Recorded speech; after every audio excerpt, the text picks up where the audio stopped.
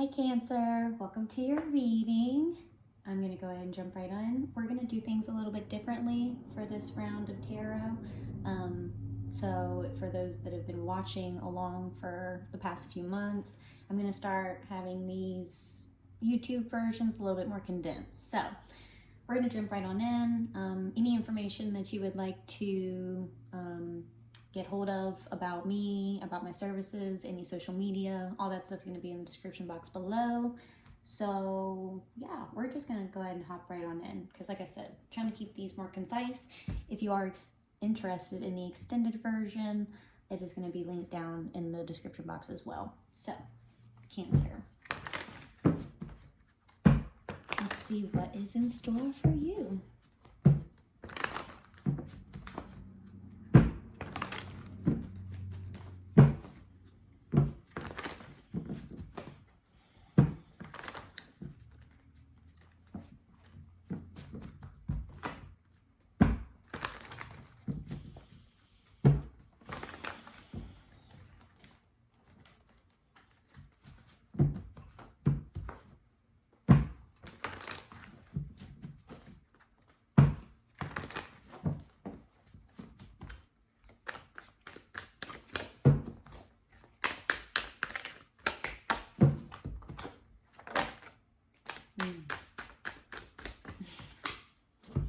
Well, sorry guys. Queen of Wands energy is very interesting for a Cancerian, just because it's very, it's fire.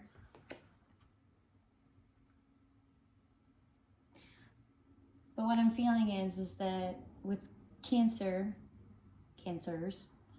it's easy to be more in your emotions, to feel safer in your emotions, working from a space of maybe not so much as logic, just kind of feeling your way through life. And while that's fine, sometimes we need to remember that we need balance. We need to be also level-headed in other ways. We need to make decisions from logic. We need to make decisions out of faith. We need, there's always, it's not necessarily that the way you've been doing it is wrong. It's that there's other ways of going about life that if you blend in those approaches as well, you'll live out a more balanced life in general. So with the Queen of Wands energy, it's a very powerful energy. Yes, it is of feminine nature, but this isn't gender specific. This doesn't mean that this reading is just for women. It just means that this is almost like the beginning of really stepping into your power, of realizing your power, of understanding that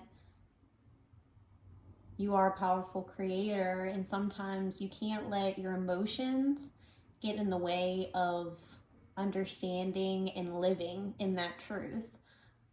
So with the Queen of Wands, it's just, they say with the black cat and everything, it's understanding kind of the beginning, it's almost like the Magician card. You're kind of beginning to understand how to, you understand that you need to have balance in order to, you need to have balance internally, the way you approach life, the way that you view life, the way that you just move through life. There needs to be balance in order for you to manifest, attract, create, however you want to word it, certain circumstances that you would like to see play out into your life. So therefore, we can't always be in, because Cancerian energy can sometimes be a little bit more passive aggressive. Hate to say it, but sometimes we can't always live in that. We have to be more direct. We have to be more blunt. We have to be more communicative of what it is that we desire, what we need, what we want out of life. And not only do we need to be more expressive in those desires, needs, and wants to ourselves, but also to other people.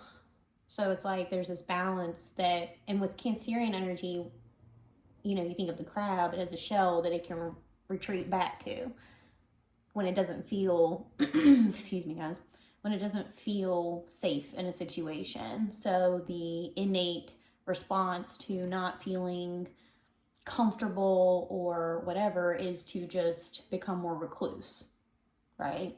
So with the Queen of Wands energy at play, it's like, no, it doesn't matter like what I'm feeling right now. Like, yes, work through your emotions, work through whatever it is, you know, obviously, because that's just human nature to need to do these things in order to thrive, but also start moving through life in a more powerful way as well. Like, not retreating when you're feeling uncomfortable, but maybe more so using that uncomfortableness as fuel to step out into the unknown, step out into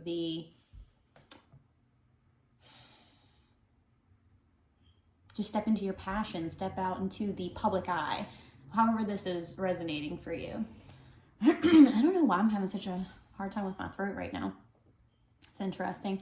Usually whenever I have like an itchy throat, or I continue to cough throughout a reading, or I just feel like I can't like get the words out that I need to, usually it's because somebody, whether it's myself or, you know, whoever's watching these readings, they need to communicate something in some way. And maybe you're realizing that maybe this is what that is, that you're realizing that is uncomfortable as maybe communicating certain things about who you are, your needs, your wants, your desires, like I was saying before, maybe as uncomfortable as that usually is for you in the past. And then, you know, and what happens with that is when you don't feel comfortable in communicating certain things, whether that's based off of an internal influence or an external influence, we start to become bitter at everything because we're feeling unheard. Even though we're not even speaking on something, we expect for people to hear what we're not even communicating. So it's like, that just doesn't make sense, right? So this Cancerian energy, and I'm saying this because me personally, I have all 12 astrological placements in my birth chart. So I definitely feel like I can, to some degree, relate with each energy, with each zodiac sign, because I have these certain placements, so I can feel how that energy would influence certain parts of your life. So this is saying, like, instead of, you know, because what happens is, and I felt that passive aggressive, you know, I felt kind of funny even saying that in the beginning, you know, using that terminology, because I don't want to offend anyone, but passive aggressiveness is what happens when you're not feeling heard, when you feel like you're not being heard. But the problem is that if you're not even communicating or know what to communicate, how to communicate, where to even start with it, then of course it's going to be this energy that just continues to build inside of you, and you're going to become resentful, bitter, passive aggressive, kind of like the dark side of that Cancerian energy. You know, you get a little crabby, right? We all know what that looks like. So this is really just sitting and saying, with this Queen of Wands energy, it's like, okay, I don't need to be in that place anymore. Like, I need to be in a more powerful state of mind. I need to own my worth, my value, my needs, my wants, like, and know that this is what is needed. You need to assert yourself, really stay in your power, and not in an egoic way, in a very like this is how you create, this is how you attract your desires, your wants, your needs, everything into your life quicker, if you will. You start to tap into a flow because you're owning all parts of yourself instead of just becoming this passive aggressive, moody version of who you are. And because it's like, we all have the ability to tap into these icky feeling energies, right? It's just, we have to have that like conscious switch. Sometimes we have to like really just say, no, like, I'm not staying there. Like, yeah, like, we become addicted to these type of behaviors. So yes, it takes extreme conscious effort to stay in this Queen of Wands energy. You know what I mean? But it's worth it at the end of the day, because you create a reality around you that is authentic to you. Authentic. Did I say that right? Yeah, authentic. Sorry. So that's kind of what I'm feeling off this Queen of Wands, to be completely frank. And also, Queen of Wands energy is Leo energy. And we all know that Leo energy, you know, it's when you think of, you know, I can't even think of the word right now. The food chain. It's at the top of the food chain, right? The lion. So it's a very powerful, very independent, a very, you know, even though it is a pack mentality, like, you know, I know lions, they do run in packs, but they are still very independent at the same time. So this to me is just saying, like, you can really step into your power now. You're realizing that you want to step into your power, that this is necessary in order to really create a balanced life around you. Just really honoring yourself, your needs, everything about you, right? Taking the time to do it. So, well, that's what I'm getting off of this. I wanted to keep these readings at about 10 minutes long, so I guess it is looking like we're going to be pulling just a tarot card each reading, maybe a couple of tarot cards, but I think we're just going to stick with tarot for the YouTube versions. Now, in the extended, which is where we're going now, I'm going to be pulling for my Buddha Wisdom cards, my Hero's Journey deck, my Archangel deck, and my Animal Spirit deck. And of course, probably some more tarot is going to be like filler content throughout it as well. So if this reading did resonate, join us over there. I'd love to have you. But if this is where we part ways, I love you. I hope to see you in the next monthly reading. And Cancer, I can't wait to see what we have in the next layers of the story and how they unfold. We'll see you over there. Bye, guys.